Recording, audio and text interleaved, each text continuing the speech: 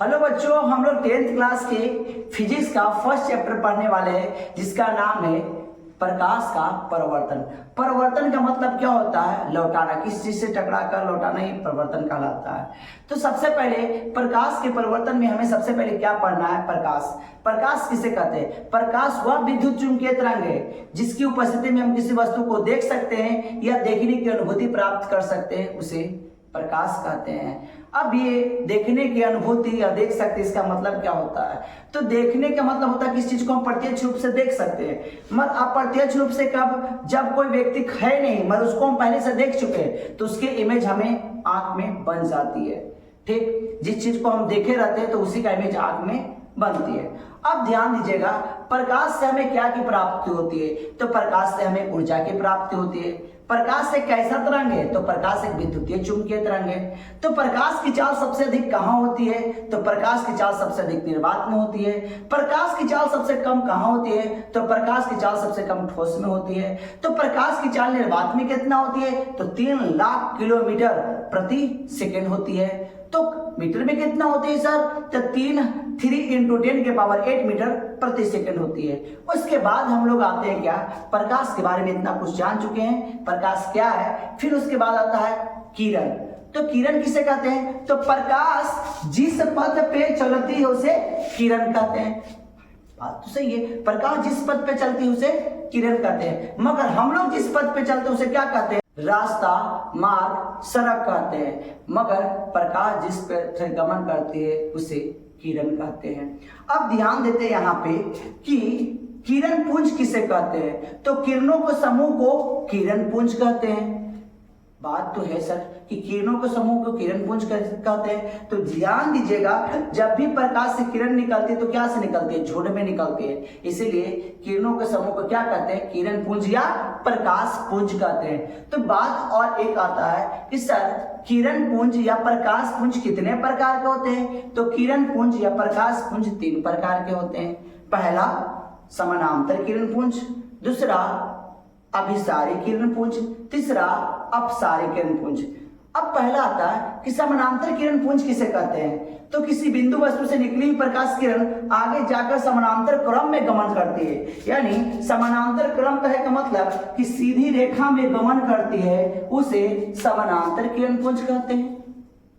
दूसरा क्या कहता है? अभिसारी किरण पुंज।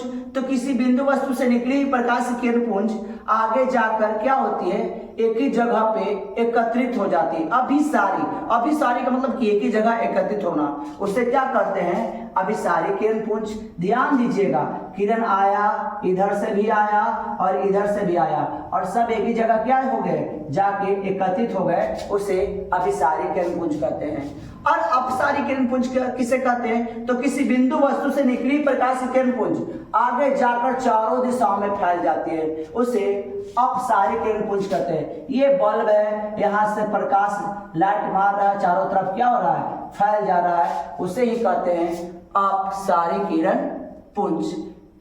अब आइए हम लोग इस सब का डिफिनेशन बोर्ड पे देखते हैं, जिसको हम आइए अब हम लोग इसकी परिभाषा को देख लेते हैं। सबसे पहले क्या? प्रकाश, जो हम पहले बता चुके हैं, फिर से दोबारा रिवाइड करवा रहे हैं कि माइंड में सेटअप हो जाए कि प्रकाश एक ऐसा विद्युतीय चुंबकीय तरंग है जिससे किसी वस्तु को देख सकते हैं या देखने की अनुभूति प्राप्त कर सकते हैं, उसे प्रकाश कहते हैं। अनुभूति अब देख सकते हैं, इसके बारे में हमने पहले चर्चा कर चुके हैं। अब देखिए प्रकाश से हमें क्या की प्राप्ति होती है? तो प्रकाश से हमें ऊर्जा की प्राप्ति होती है। कोई भी कैसा भी लाइट हो उससे हमें ऊर्जा की प्राप्ति होगी।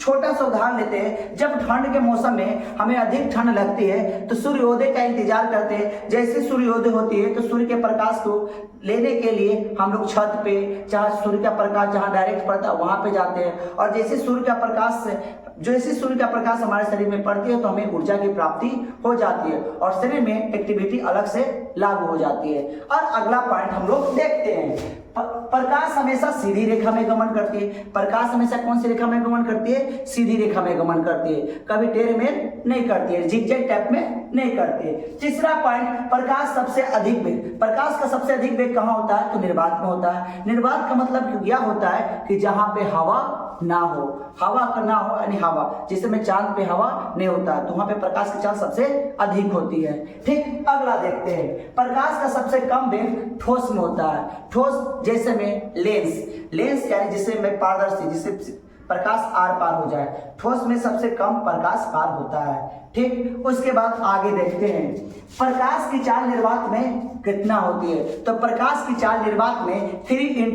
10⁸ मीटर प्रति सेकंड होती है या 3 लाख किलोमीटर प्रति सेकंड। यानी कहने का मतलब कि पलक झपकते ही 3 लाख किलोमीटर, पलक झपकते ही 3 लाख किलोमीटर, यानी प्रकाश इतना तीव्र चलती है। हम लोग कोई बाइक चलाते हैं तो 150 की स्पीड में चलाते हैं तो बहुत सारे एक्सीडेंट हो जाता है। सोचिए ये इतना तीव्र चलती है कि क्या हो सकता है, आप इसका अनुमान लगा सकते हैं। अब फिर देखते हैं किरण।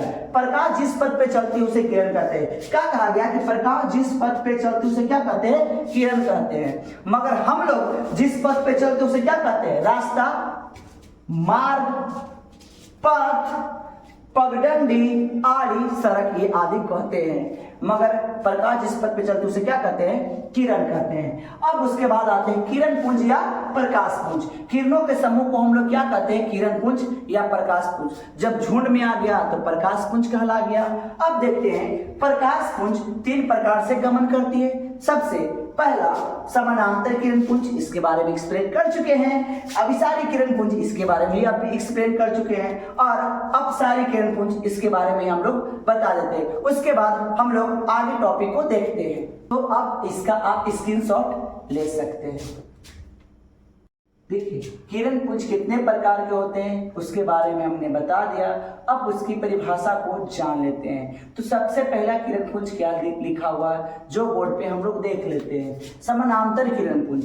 समानांतर किरण पुंज किसे कहते हैं, तो किसी बिंदु वस्तु से निकली हुई प्रकाश की किरणें समानांतर क्रम में गमन करती है उसे समानांतर किरण पुंज कहते हैं। किसी बिंदु वस्तु से निकली प्रकाश की किरणें समानांतर क्रम में गमन करते हैं उसे समानांतर किरण पुंज कहते हैं। देखिए समानांतर क्रम में गमन कर रही ना, सबका दूरियां समान है। इसका सबसे अच्छा उदाहरण है लेजर लाइट। लेजर लाइट से सभी जानते हैं, लेजर लाइट से जब भी होता है तो किरणें समानांतर क्रम में गमन करती है, डायरेक्ट एग्जैक्ट एक ही लोकेशन पे। अब उसके बाद देखते हैं दूसरा अभिसारी किरण पुंज। तो किसी बिंदु वस्तु से निकली प्रकाश की किरण पुंज आगे जाकर एक ही जगह एकत्रित हो जाती है, यानी एकत्रित का मतलब होता है इकट्ठा होकर होना, उसे क्या कहते हैं, अभिसारी किरण पुंज कहते हैं। किसी बिंदु वस्तु से निकली प्रकाश की किरण पुंज आगे जाकर एकत्रित हो जाती है उसे क्या कहते हैं, अभिसारी किरण पुंज कहते हैं। देखिए इधर से आया और इधर से आया, सब जगह क्या हुआ, एक ही जगह एकत्रित हो गया।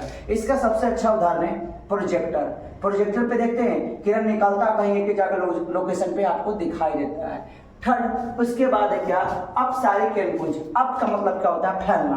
तो किसी बिंदु वस्तु से निकली प्रकाश की किरण पुंज सभी दिशाओं में क्या होती है, फैल जाती है। किसी बिंदु वस्तु से निकली प्रकाश की किरण पुंज सभी दिशाओं में क्या हो जाती है, फैल जाती है, उसे कौन सा किरण पुंज कहते हैं, अपसारी किरण पुंज कहते हैं। जैसे कि यहाँ पे देखिए एक बल्ब जलता हुआ, बल्ब जलता हुआ है, ऐसा प्रकाश पुंज क्या हो सभी दिशा में फैल रहा है, इसे ही क्या कहते हैं, अपसारी किरण पुंज। अब इसका आप एक स्क्रीनशॉट ले लीजिए। आइए हम लोग आगे अब देखते हैं।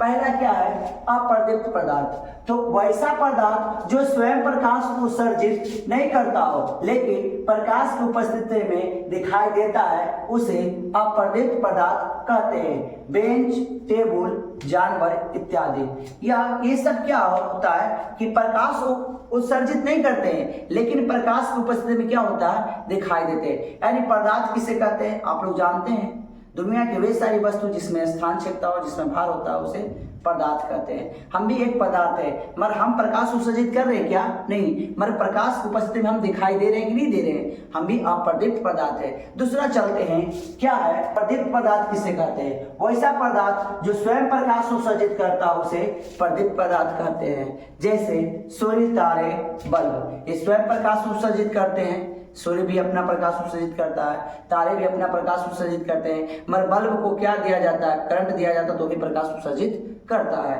अब देखिए ध्यान से, यहाँ पे लिखा हुआ है नोट में एक इंपॉर्टेंट पॉइंट, क्या लिखा हुआ जो देखते थे, चंद्रमा अप्रदीप्त पदार्थ है। ऐसा क्यों, क्योंकि चंद्रमा में अपना प्रकाश नहीं होता है, वह सूर्य के प्रकाश से उत्सर्जित होता है, इसलिए चंद्रमा को अपर्दित पदार्थ कहा जाता है। हम लोग जो चंद्रमा की चमक दिखाई देती है ना, उसका रीजन क्या है कि चंद्रमा में अपनी चमक नहीं होती। जब तक चंद्रमा को सूर्य अपना प्रकाश नहीं देगा वो चमकेगा नहीं। इसीलिए इसका कारण है कि चंद्रमा क्या है, अपर्दित पदार्थ है, पर्दित पदार्थ नहीं है। आगे हम लोग बढ़ते हैं और देखते हैं सबसे बड़ी बात कि पारभासी पदार्थ किसे कहते हैं। तो पारभासी का मतलब क्या हो जाना, आर पार हो जाना। यहाँ पे लिखा हुआ कोई ऐसा पदार्थ जिससे प्रकाश आसानी से आर पार हो जाता है उसे पारभासी पदार्थ कहते हैं। यानी कहने का मतलब कोई ऐसा पदार्थ जिससे प्रकाश आसानी से आर पार हो जाए उसे क्या कहते हैं, पारभासी पदार्थ कहते हैं। कुछ उदाहरण देके समझाया हुआ है। कांच को आर पार देख सकते हैं कि नहीं देख सकते, देख सकते हैं। हवा, यहाँ पे भी हवा है मगर आप हमें देख पा रहे हैं, आपको हम देख पा रहे हैं, है कि नहीं। फिर उसके बाद पानी में कोई चीज गिरा रहता है, अगर स्वच्छ पानी रहे तो उसके आर पार देखा जा सकता है कि नहीं देखा जा सकता। प्लास्टिक में क्या है, पारदर्शी पदार्थ है। इसके बाद दूसरा क्या आएगा, अपारदर्शी पदार्थ। अपारदर्शी पदार्थ किसे कहते हैं, तो ऐसा पदार्थ जिससे प्रकाश आर पार ना हो उसे अपारदर्शी पदार्थ कहते हैं। जैसे मैं खुद हम अपारदर्शी पदार्थ है। क्या मेरे आर पार देख सकते हैं, मेरे पीछे क्या है लिखा हुआ जो, नहीं। जैसे ईंट को आर पार देख सकते हैं क्या, नहीं। जैसे मैं दीवार को देख सकते हैं क्या, नहीं। जैसे मैं बोर्ड के पीछे देख सकते हैं क्या है, नहीं।